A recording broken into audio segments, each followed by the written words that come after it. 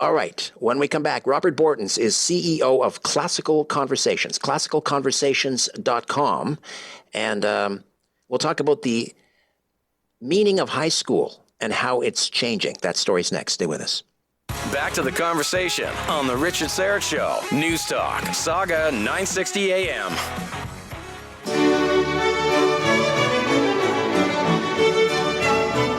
The Homeschool Advisor on The Richard Syrett Show. Welcome back. Is high school preparing students for success or setting them up for failure?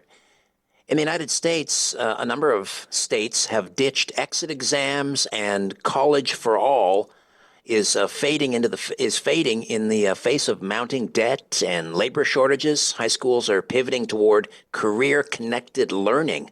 But is this the solution to student disengagement or a risky gamble with our children?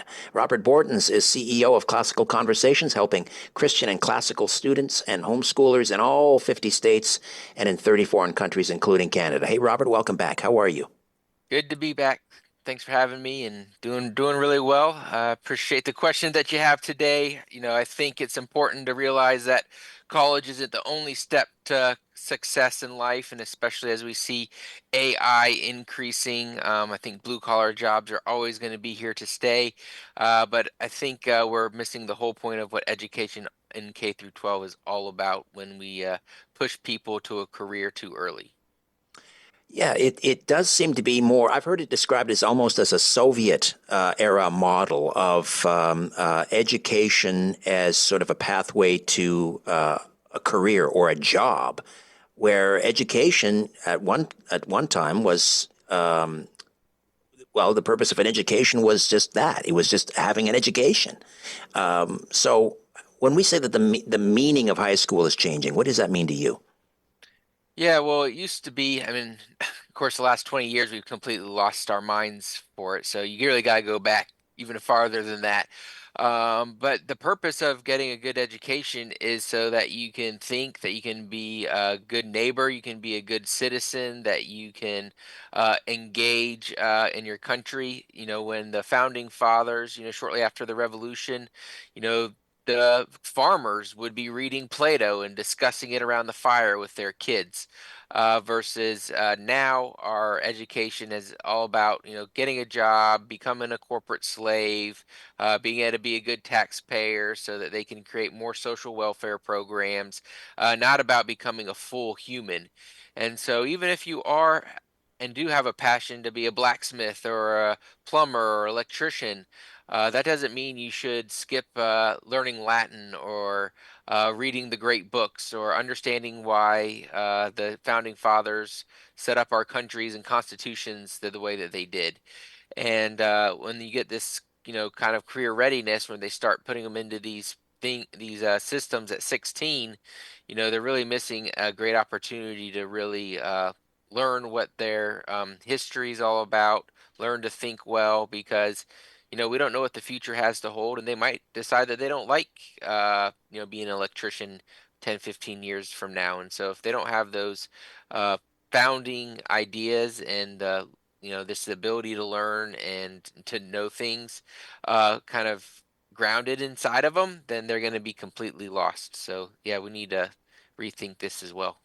I was shocked to learn that there are just 6 states in the United States, just 6 that still have a high school exit exam. In other words, you have to pass the exam to get your high school diploma. What are your thoughts on that? Yeah, we're basically passing kids along who can't read. Someone posted, I saw the other day, 90% of kids are graduating high school while only 30% can read at grade level. So it's a system where the students are being lied to by the teachers are lying to the parents are accepting the lie, and it's like it's a big everyone's in on it. And so no one's holding anyone to account. And of course, if you have a exit exam, I'm sure those 6 exit exams are way easier than they were 30 or 40 years ago. And so it's just a complete and utter failure by the government to provide an adequate education for children. And what are your thoughts on many states now, and here in Canada as well, incorporating apprenticeships and internships alongside classroom learning in high school. Is that too soon to be So introducing? that's Yeah, go ahead. yeah, no, I don't think that's too soon. I mean, that's what we should be looking at doing. In the United States, apprenticeships, unless you're in a couple of very specific industries, are almost outlawed. They're illegal to do. Internships are can almost be illegal to do in some situations because of our uh, policies around hiring and those type of things. So, uh, as a supplement to their education, I think it's great. When I was 16, I started interning at a engineering firm where I'd work 1 day a week, but I was doing the same amount of schoolwork. I just had to fit it in the other 4 days, which is kind of one of the blessings of homeschooling. If you're skipping out on the educational part and just doing the internship, yeah, you can get those lifelong skills, which are great. But again, we can't sacrifice just those skills. We want every single Canadian or every single American to know why we're a free people, how to remain a free people, and and take part of those what we call classical conversations, those conversations that have been documented since before Christ. And so yeah, those are good things, but how they're implemented could make them bad. Well, speaking of apprenticeships and internships, how are homeschoolings? How do you, as a homeschooler, incorporate an apprenticeship program or an internship into the homeschooling?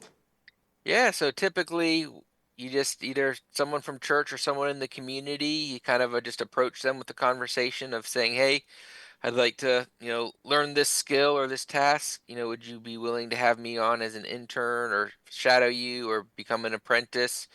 And obviously they're gonna judge you by your character and how you are, so they might do oh sure, I'll let you do it one time or for a month or something, and then if you're on time and listen well and do what they say, then they'll keep you on. So you don't need the government to have some sort of program to go have a conversation with your neighbor and ask them to learn from them, and most adults love it. Most adults who are good at something, if there's a young person who's interested in learning from them, they're more than happy to have them tag along. Robert Bortins, CEO of Classical Conversations, classicalconversations.com, classicalconversations.com. Plenty of great resources there for homeschoolers and prospective homeschoolers. Robert, always a pleasure. You have a great rest of the week. We'll talk again in 7 days.